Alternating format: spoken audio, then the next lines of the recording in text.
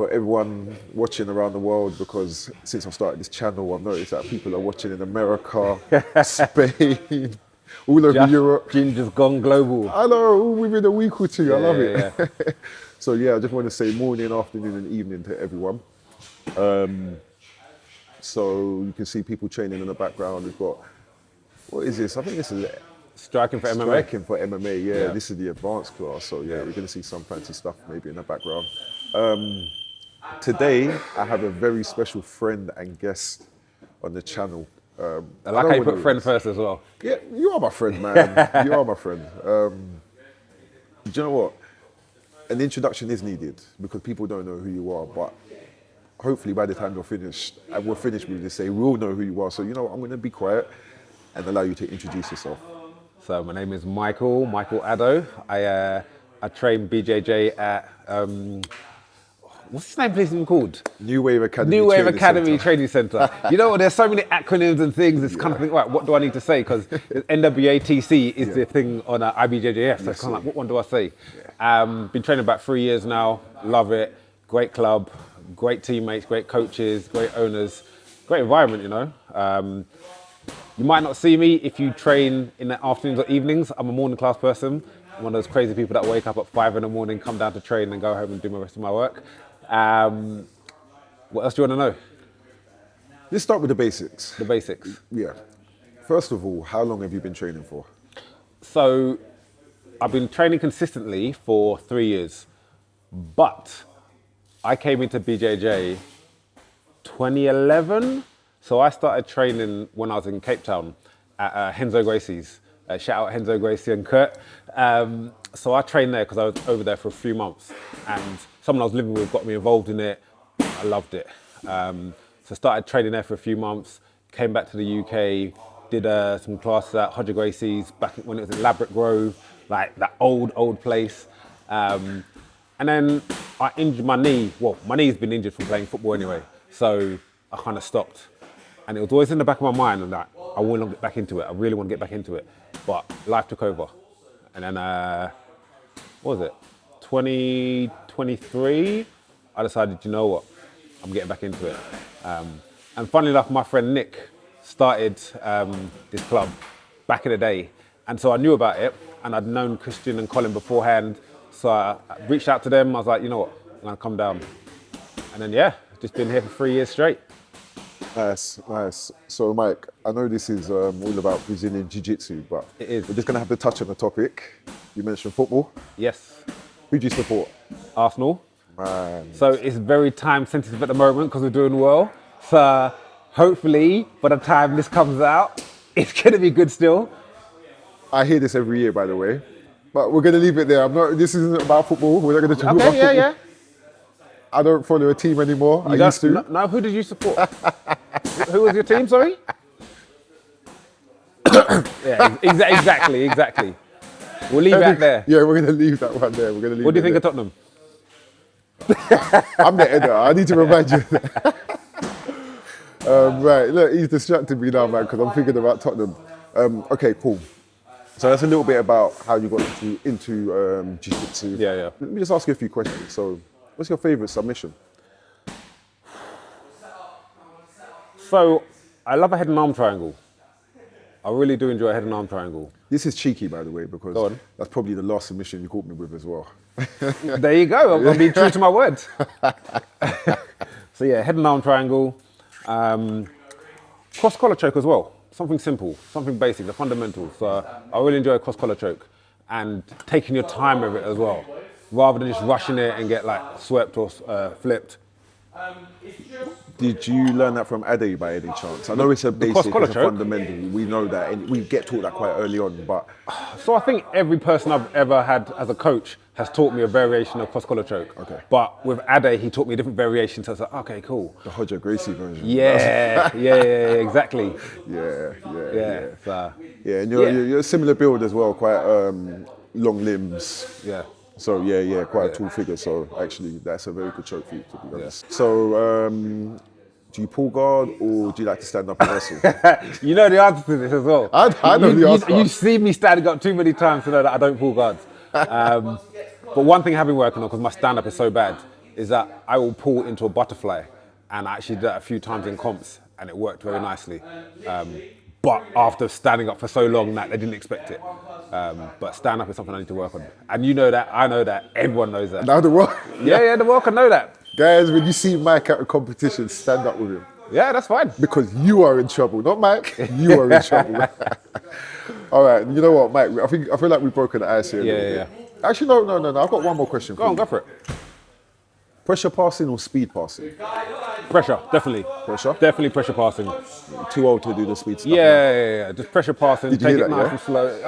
I'm ignoring what you're saying, you know what I mean? Like, you can say your little jibes and jokes here and there, but remember when you're rolling with me, I'm an old man. Anyway, Yeah, exactly. People can hear you stretching and creaking. Bones creaking. Yeah. Exactly. Crack out that WD-40. Oh, yeah, I need it, man. I need it, honestly. But yeah, no, it's all right. We've broken the ice now. We've had our laughs. Yeah. And obviously, we're here just having a conversation. Yeah. But there are a few questions I want to ask you. There's one main topic I want to speak about. Of course. And I know, well, it's probably been, actually, no, it started about a month today, coming up to this weekend. But It would have been, yeah. about a month, 14th, 15th of January. Yeah. Guys, if you haven't figured it out by now, we're talking about the IBJJF European Jiu Jitsu Championship 2026. That was last month in Lisbon, Portugal, and man, what a time we had. It was good. Look at this man smiling. He's smiling because he's got some stories to tell. And that's exactly why we're here. So you know what? Now let's kick it off. Let's kick it off. You went to the Euros. Yep. I went with you. Yep. There's a few of us actually. Yeah. We had a good time. Great time. It's a short time as well. Like, wish we could be out there for a little bit longer. Yeah. But we got a lot in the Yes. time we were there. Food, a little bit of drink. A lot of jiu-jitsu. A lot of jiu-jitsu. Yeah. Got to see a little bit of the city as yeah. well. Pastel de natas. Of You need to course. say it for me. Because, can you say it for me? Hashtag Sonata. All right, so there you go. I probably said it wrong. Now you're gonna get the Portuguese and the Brazilians cussing me for that, but yeah. It's better than me. Pastel de nata. You know what I mean? I'm from South London. But yeah, man, Lisbon. You done well. Let me start again. You know what? Because I missed something. Every time Yeah. we spoke to somebody and they asked how I done, and I said I done well, you cussed me. Yeah, exactly. exactly. So you know what? I don't want to ruin it. But Mike went to the European Championship and he competed. First of all, tell us what you competed in, division-wise, weight, etc. Did you do absolute or no? And let us know of the outcomes, please. Go for Okay, it. so Masters 3, getting a bit on, you know. So first year of Masters 3, medium heavy, so that's 88.3 kg and below, in the gi. So competed in that division, blue belt. I won my division, which was amazing. So therefore, I was eligible to the absolute, or if you podium in your division, you're eligible for absolute. I thought, you know what? I've come all this way. I'm doing it. So I did the absolute. I come second in the absolute, and I lost on a referee's decision. It was 2-2 on points. No advantages to either of us. Couple of no, there was one advantage each because we both had a couple of penalties for stalling. But yeah, lost on ref decision, and that really got to me because I thought there's a couple of moments where I could have swayed it, could have got an advantage, gone for something, but it is what it is. I mean, I had 8 matches and it was amazing. Great experience, great vibes, great day. Nice. So that leads me to my first question then. Go for it. Obviously, most people only see the podium photo. Yep. Take me back to the hardest day of the camp, the day you felt like absolute trash. Did you believe back then you'll be sitting here with the gold medal and actually the silver medal from the absolute today? So when you're training for a camp, or me personally, I cut out all sugar because I love sugary food. You know that. I'm always like baking. So cut out sugar, cut out alcohol. And with the comp being in January, it meant over the Christmas period, I wasn't eating any sugar. And so every day was hard in that respect. Like waking up at 5 a.m. in the morning, going for a run or going to the gym before class, I can deal with that.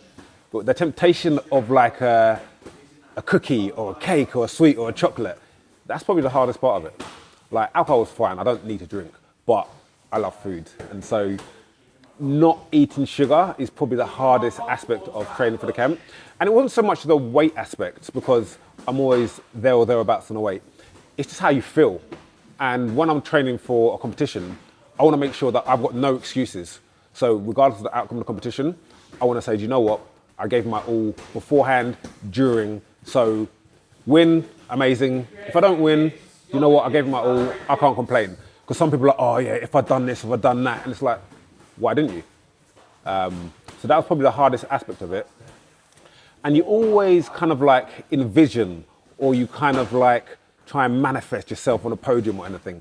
And even when I was there, I was like looking at the podium, like, yeah, I'm going to be there. But you don't know, because you don't know who you're going to come up against. You only got to back yourself. And thankfully, I won. You did. And I'm going to rewind a little bit. So before you won, Yes. I could see you in the bullpen. You was locked in. Yeah. And I might even have to edit that in. There's a picture of you locked in. It's a cold picture, right?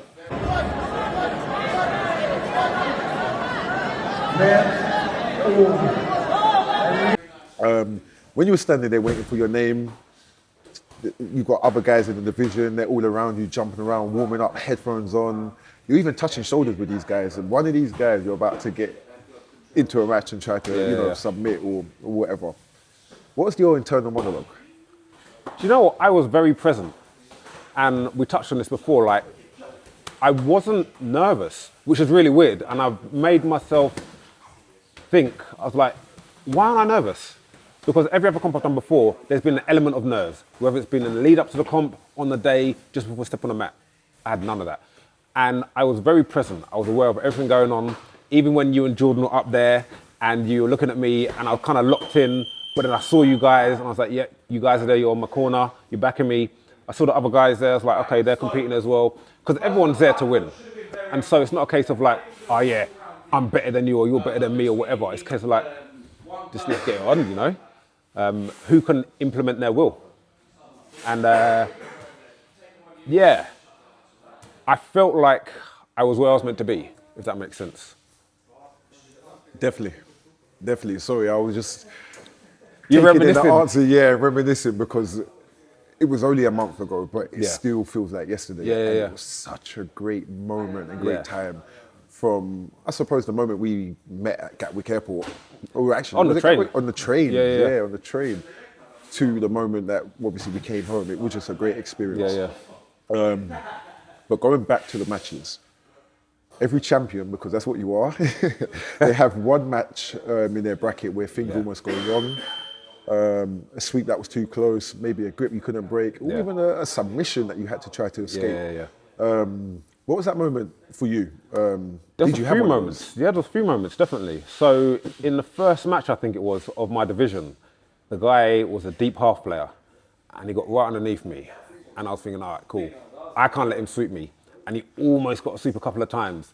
But I just had to make sure I was staying calm, putting the pressure I was meant to put pressure, and overcome that. And so luckily I beat him. Then, what was it? It was the next is an absolute. There was one guy. In fact, it was the first match of the absolute. So my forearms were killing after my division. So they were killing after division. Made sure I had electrolytes. Made sure I was eating. Made sure I was stretching. First match of the absolute, and got our grips. We both went down, and then my hand cramped up. And like you can see it in the video, my hand completely cramped up, and I've never had it before. And I couldn't open my fist, so I couldn't do any grips. And so I had to go for a straight footlock, because I knew that I wouldn't be able to last 5 minutes. So, so you can see, I got the straight footlock, got it on, and then the guy tapped, and I was struggling to get up. I was like a T-Rex, and my hands were like that.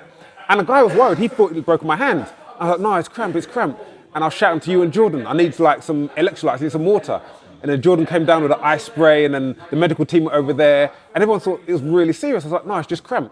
And thankfully got over it and was able to compete in the next round. That was a crazy moment. It was. That was a crazy moment. Like you had about 4 or 5 people all trying to help you at the same time. both arms out, and he's just standing there. Yeah. Like, yeah, man. And there's you laughing at me as well, and I'm down there like, can't open my hands. And I was trying to show you, I've got cramp in this hand. As soon as I moved that hand, both of them cramped up. And I was like, oh man. Look at this man.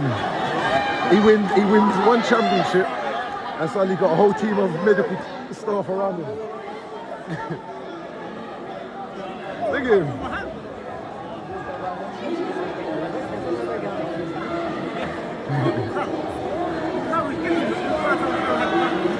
Guys, for the record, you see how his hands were just now for the camera? That's what they were like at the competition. Fingers were just twisted. It was like throwing up gang signs. Yeah. Jiu-Jitsu! Literally, man. Oh, that is funny. So, speaking of gang signs, because you're an OG, a real gangster. You was in 2 finals on that day. Yeah. And we want to talk about both of them. We can touch on both of them.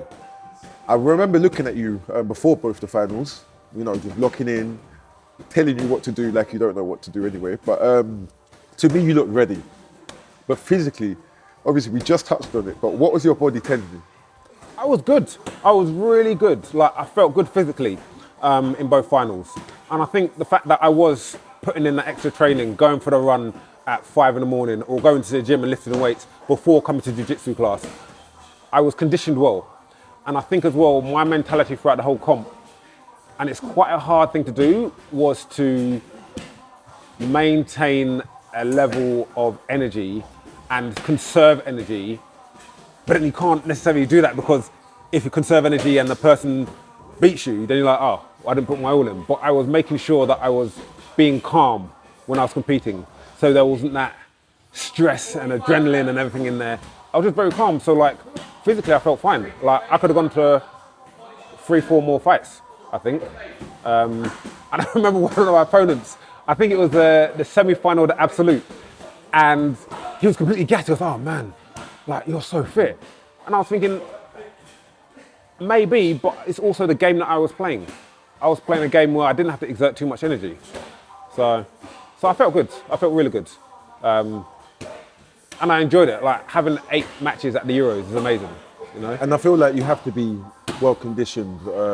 One, because you had your division. Yeah. And then how long did you wait in between your division and Absolute? 3 hours, I think it was. That's a long time. It's a long time, yeah. For your body to cool down. Yeah. You mentally switch off. Yeah. You're supporting other teammates and other people. It's huge. So to go back out there. But do you know what it was? It was the elation of knowing, you know what, I've come to the Euros and I've won gold. And so I said to myself, whatever happens in Absolute, it don't matter. I've come out as a gold medalist, do you know? Yeah. So I enjoyed that. And so like, it's almost like the division was the hard work and then the Absolute was the fun. Yeah. Do you know? Because I've won my division. That's never going to be taken away from me.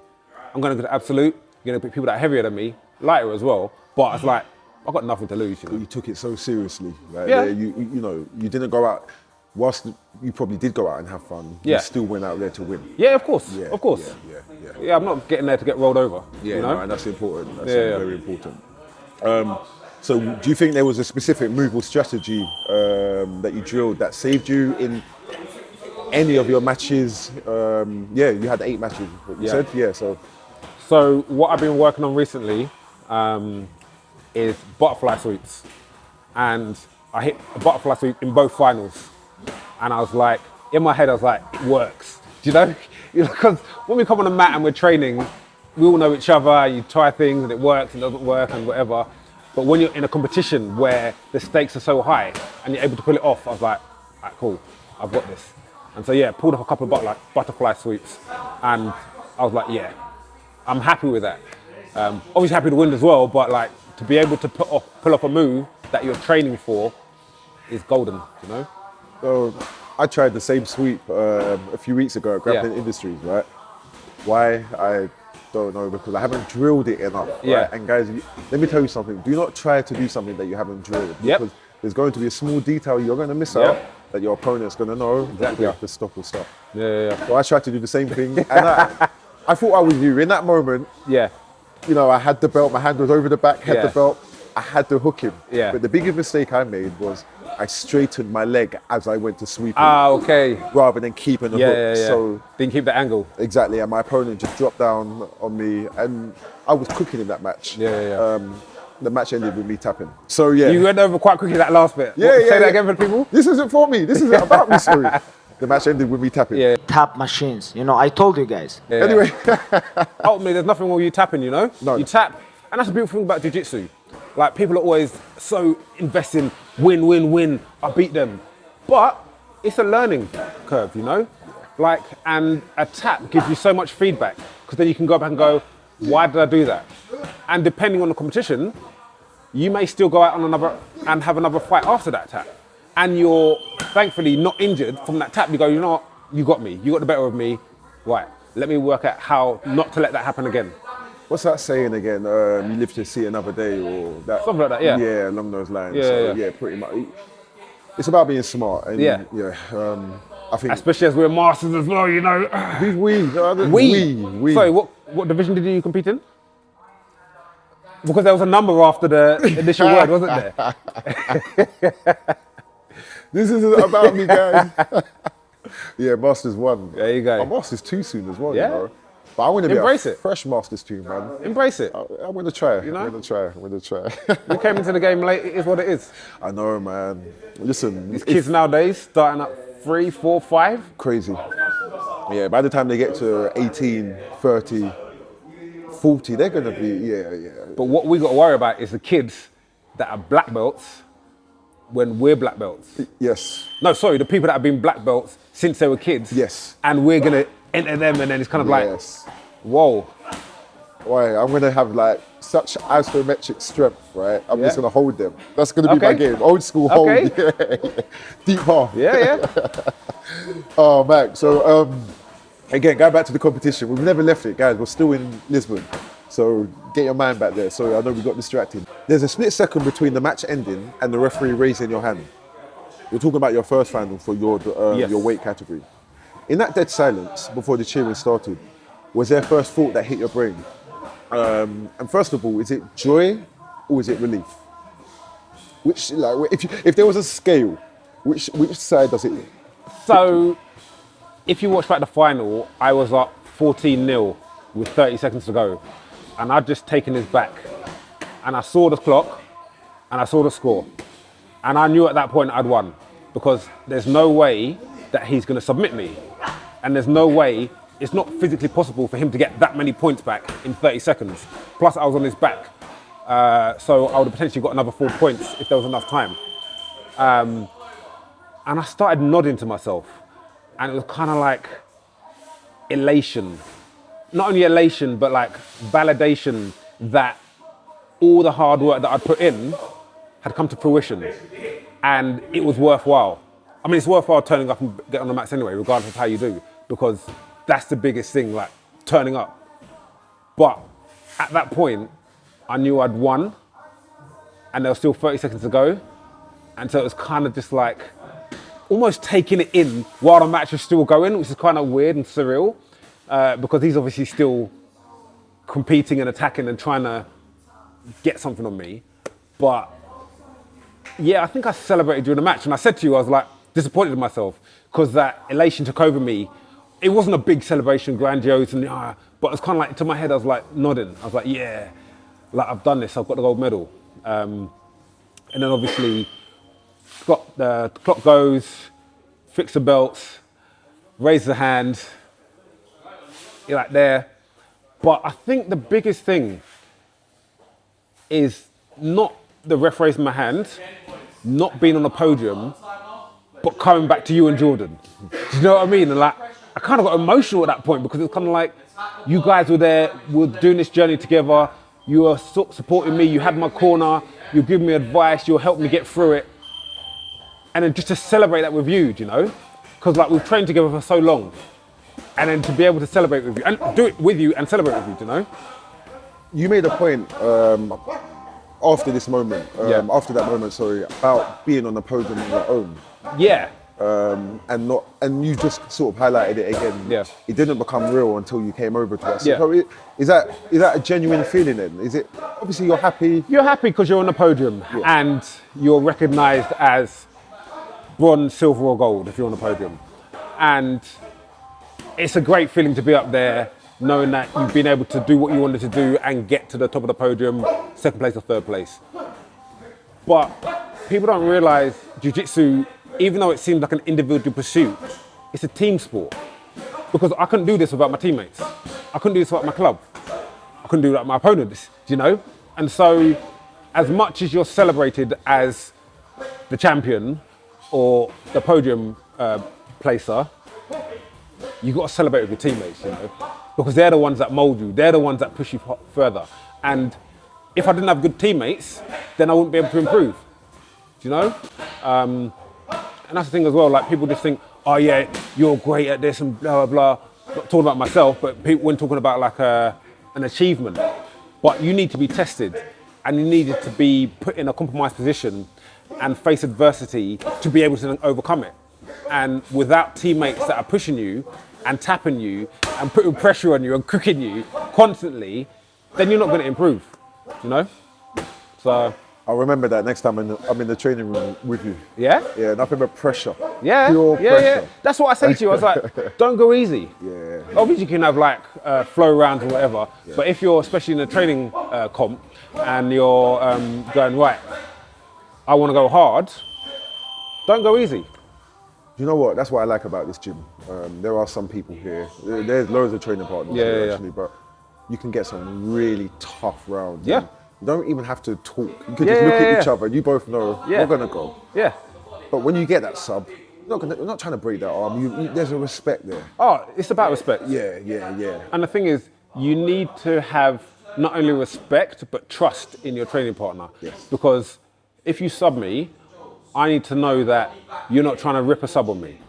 You're getting it to that point, and then I know, right, I've got to try and work out of this, or you've got me, tap, reset, how do I not let that happen again?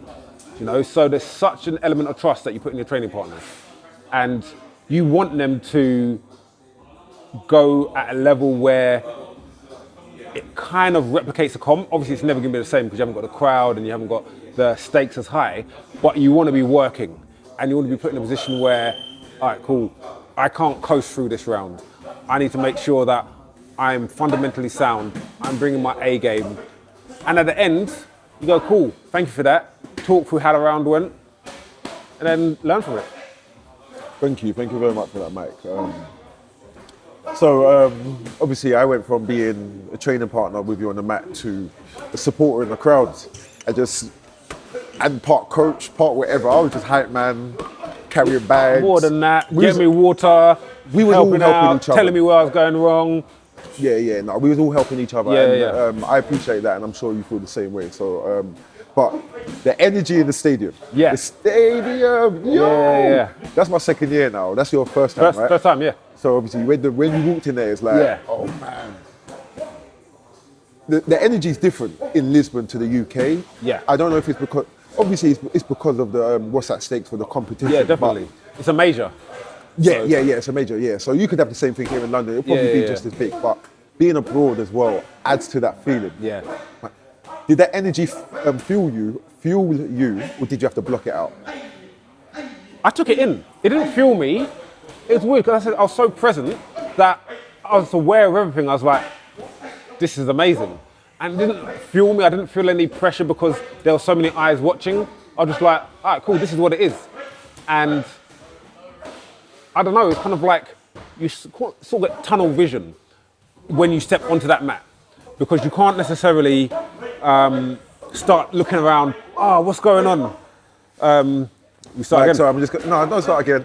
So do you know what I realised? And I was trying to work out if it was hair or not. It's the jumper. It's a jumper, yeah. Yeah, so I can ask that again. I can throw that back in there somewhere gone? again. Yes, it has. I'm so sorry. And you know what it was? I didn't want it to highlight on there and you're going to be like, Daniel, why didn't you tell me? Yeah. No, it's I've just fine. seen it, sorry. All right, so I can fade this in. So I'm going to ask that question again. Do you mind answering that again? Cool. So I went from being a training partner with you to being a supporter in the crowd, being this coach, Coach. carrying bags, being a part of your not fitness team, health and Yeah. nutritionist, everything. Yeah. You name it. Yeah, Hype man. we was all helping each other. Yeah, of course. And same way when I competed, you was doing the same thing. So yeah, appreciate that, Mike. But being in Lisbon, being in that crowd, it was different. Yeah. The energy was insane. And what I want to know from you is, did that fuel you, or did you have to block that out? So, when I was in the bullpen, I had my headphones on, but I was listening to my music, and I was still taking everything in as well. So it wasn't a case of like blocking anything out or be tunnel vision. I was just aware of everything. Because at that point, it's kind of like, I just need to be relaxed. Like I need to be focused and relaxed. And then it was almost a second before I went on the mat, so I would have to take my headphones off. You know what, there was one match where I nearly went on the mat with my headphones on. And I was kind of like, oh yeah. But that second when the music comes out, then you see the crowd again, but then you hear the noise, the amplification of the noise. And I was kind of like, yeah, this is good. It's almost like being at a football stadium because there were chants, there was cheering, there was so much loud noise. But when, oh, you got that camera. Keep going. But when you, guys, and that's why we don't strike. I got that on the camera and I can't edit that out. I'm so sorry. And that's why we don't strike. Sorry. But when I got onto the mat, I was like, my only focus is on my opponent. Like, I don't care how many people are in the crowd, my only focus is on the opponent. And so I did kind of block it out. And obviously I heard you and Jordan give me advice, telling me the time, telling me the score. But it was kind of like, I kind of picked up on that. But everything else was just like white noise. Speaking of headphones, Yep. what are you listening to when you're in the bullpen waiting for your name to be called? You know what I was listening to? Grime, UK hip hop, bit of Afro beats, but part of it wasn't necessarily even the music. It was just like the routine of like, cool, because they're noise cancelling. So even when you don't have the music, it kind of mutes the sound a bit. So it's kind of like a routine of just doing that in the zone, being present, being able to take it all in. But yeah, it's the same playlist that I go to the gym with and also that I play here as well. So it's kind of like familiarity, like this is what I'm listening to all the time when I'm training, kind of like muscle memory as well. Yeah, I get that. See, I don't have that, and I think that's what I need to do, but the music I play all depends on how I feel. Yeah. I was listening to house on that day, I remember I was bouncing around. I had a lot of energy. I wasn't nervous, and I don't know, man, but it helped. It helped with the nerves, to say the least. So yeah. So house this time. Next time it could be hip hop. I might try the gram, but if I put on gram, I'm going to be kicking off faces and pow. But that's the thing. It's kind of it's that meme like when you're in like your 30s and 40s and you listen to the grime that you used to when you were a kid, and you're just like doing the dishes and stuff. Yeah. You know, like you could be this serene, calm, like environment, you're listening to the grime kind of thing. And so it's kind of like, I wasn't like hyped up. Yeah. Because like, I listen to it whenever I'm at home anyway. Just doing things. Yeah. Graham, for some of you young kids as well, you need to listen to Graham. The new stuff is good. Yeah. You need to go back to, so let's start with like the foundation. Early 2000s, yep. Yeah, and then just Kano, work yep. Yeah, there's some names. Boy Batano, Roll Deep, More You know Fire. what I'm saying? Yeah. So, yeah, it's not just pow, yeah? It's not just power, we got more than that. Yeah. But anyway, I got a couple more things I want to discuss with you before we discuss your jumper to start off with. Yes. And you show off these fancy medals as well, because I'm sure they're somewhere in the gym or nearby, but yeah, we're going to look for them. Anyway, you've won matches before. Yeah. But why is this so important?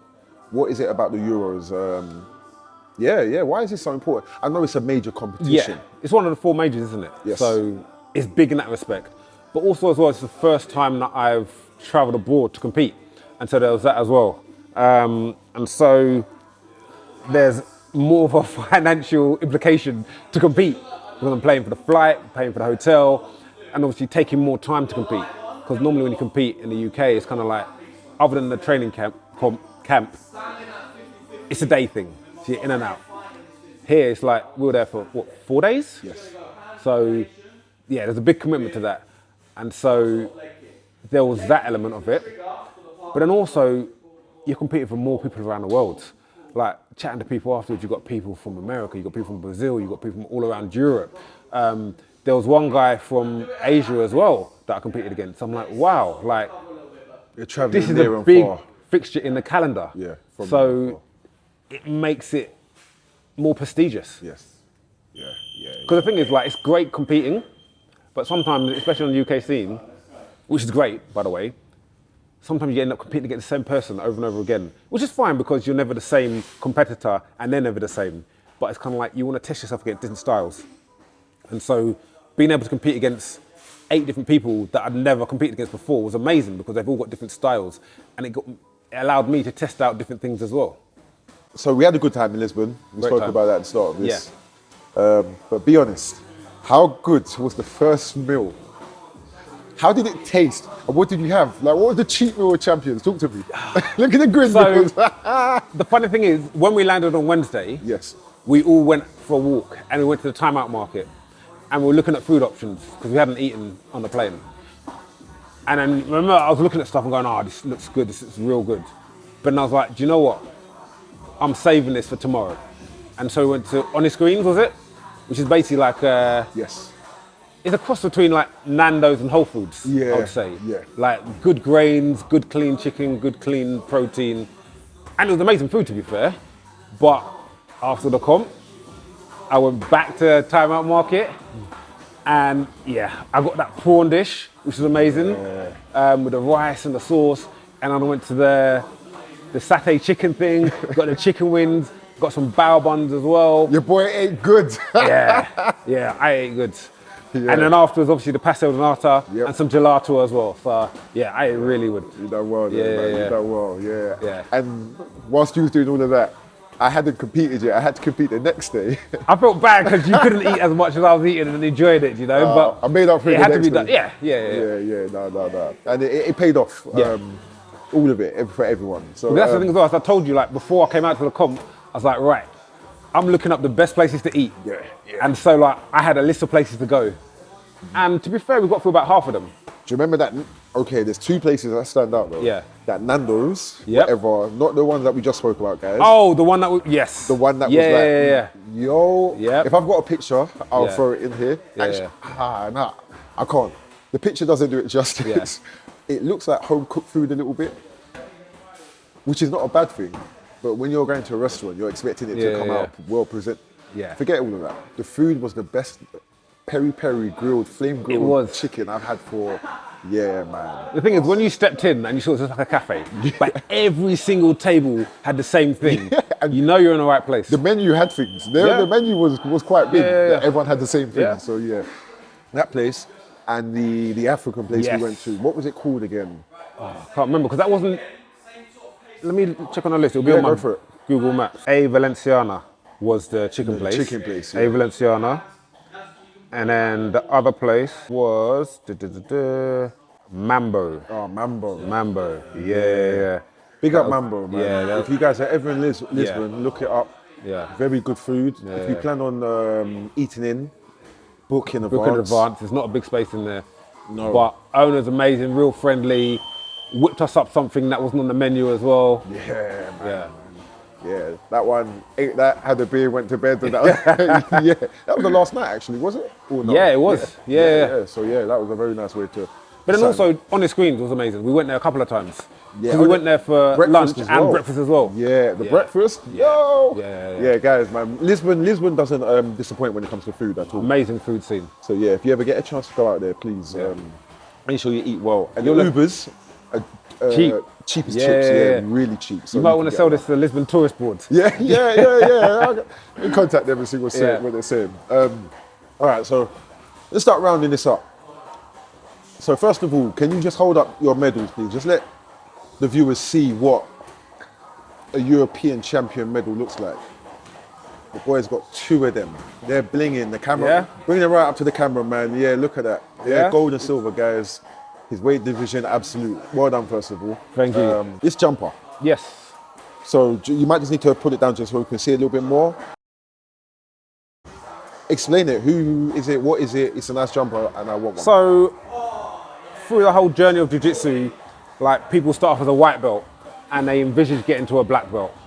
And this jumper is sort of like a homage to that journey. It's kind of celebrating the journey of going from a beginner to a master and continue that journey. So Martial Arts Art is the brand. And so yeah, it's going from white belt, blue, purple, brown, black. And it's kind of about celebrating the journey and the struggle and overcoming all those things to get to the next belt. And yeah, jumpers, t-shirts, work on a few other things. Hopefully the website's going to be ready soon. So that's just one of the things that I've got on the side. Bigger thing is BJJ Network. So me and Ninoy have been working on an app which kind of connects the whole jiu-jitsu community because it's quite fragmented. And we want to make sure that there's a great community. Like people travel and they do jiu-jitsu. And there's always the issue of where do I train? Where can I find somewhere to continue learning? Where can I find great coaches? And also, how can I track my progress? Because there are a few apps and a few like things out there, but a lot of people will come to a class, train, go home, go on Instagram or TikTok or Snapchat if that's still a thing, and look at a technique and go, oh, that's cool. And they won't necessarily progress because there'll be an information overload where they're taking in so much stimulus of moves and it looks cool and I want to try that. But what we're doing is creating a resource where you can track your training, you can log where you want to be, you can connect to coaches, you can find gyms anywhere in the world you want to go. And so that is what we're trying to promote and push and get it on the App Store hopefully in the next couple of weeks. Well, obviously, when this comes out, it might be out already, so. Nice. I was helping out with the prototype. Yeah, you were helping with the testing and stuff. It's definitely a nice app. And once it's fully released, I'll be using that. So yeah, wicked. And I was using it as well before the comp to kind of like track my training and to make sure that I was staying focused on what I needed to stay focused on. Okay. Because sometimes people write it down. I've seen people write down their training, sometimes use a phone, but to have an app where you can actually look against, all right, so this is what we worked on Monday. This is what we worked on Tuesday, this is what we worked on Wednesday. This is how I felt. This is what I need to tweak. This is what I need to work on. It's invaluable to helping your progress. Sound like you're very busy. So clothing brand, we've got the digital side, we've got the app as well. Yep. And again, I just want to, so your jumper, you've got white, blue, purple, brown and black on there. Just point to me the belt that you went and competed, all the colour that you went and competed at the Euros in. Yeah. And now point at the colour of the belt that you're currently rocking when you roll on the mats. You went backwards. So yeah, I got promoted. Yeah, man. Sorry, guys. I had a long-winded way of saying it, but yeah, man. So I got promoted to purple when I came back, which is an amazing feeling. I was kind of told by my coach that it would happen winning my division, and so it wasn't a shock, but it was just a nice nod, you know, like of my achievement at competing and winning. And in fact, the guy that came second got promoted on the podium as well. And that was really nice, and it was really nice to share that moment with him and go, congratulations, you deserved it, you competed well. And then also the fact that you were there when I got promoted as well was a nice thing. So yeah, it's nice getting promoted. And although I don't necessarily subscribe to the level of importance that people put on a belt, it's still nice as acknowledgement of your progression. It's deserved. I'm going to have to say it, this guy was the biggest sandbagger. Second to one of our teammates, Corey. Listen, Corey's been training for like the last 20 years. Yeah. But he jumps from gym to gym and discipline to discipline. Yeah. Every time there's a promotion. He stays under the radar. Yeah. Not this time. Not this time. But no, like, as I said, I've only really been training consistently for 3 years. Yeah. And so, and I said this to Christian as well, I think because I've always been quite athletic, that allowed me to paper over some of the holes in my game. By the way, you just said his name and he literally walked through the door. His ears were burning. Yeah. We literally just mentioned your name, we're just talking about you. Yeah, literally said, called you, man, Chris. Call his name and he walk up. Yeah, literally. Sorry, I cut you there, so apologies. But yeah, no, not at all. Like, I think it's kind of like, and also that's one of the biggest contentions in jiu-jitsu, like belts, because different gyms have different criteria to be promoting people.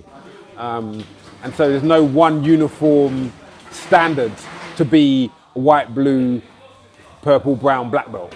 And so yes, like I could be at another gym and still be a blue belt. And that's what it is, you know? Yeah. Mike, honestly, it's been a pleasure. It has been. Thank you very much. Thank you. Man, hopefully we will see you out there on the competition circuit again soon. Yeah, definitely. Like, I think part of me was saying after the Euros, I'm going to take a break from competing, which I will. Not that I compete that much. I mean, I compete probably 4 times a year. But yeah, it takes a lot. It takes a lot to compete. Not only physically, but emotionally, financially. But it's nice just to come back to the gym and just work on things and play around. Because that's what it's about, man. Just playing, learning, improving, and then not having so much pressure that you put on yourself. So yeah, I'll definitely compete again, but I'm just enjoying my current position as just a student of just learning, just for the sake of learning and improving. Rather than what I need to compete and try and obviously test it out, but yeah, no, I'm enjoying it. Enjoying the journey. Yeah. No, I respect that, man. Mike, thank you very much. Thank you. Listen, we're going to get you on the channel again soon, by the way. Okay, yeah. Because this is brilliant. This man's a natural behind the camera, clearly, or in front of the camera, sorry, I'm behind the camera. The jumper. Yep. Again, and the brand, let us know. And we'll throw it up on the channel because I'm sure people will be interested. And thank you very much, man. Thank you very much, man. Always a pleasure. Nice one.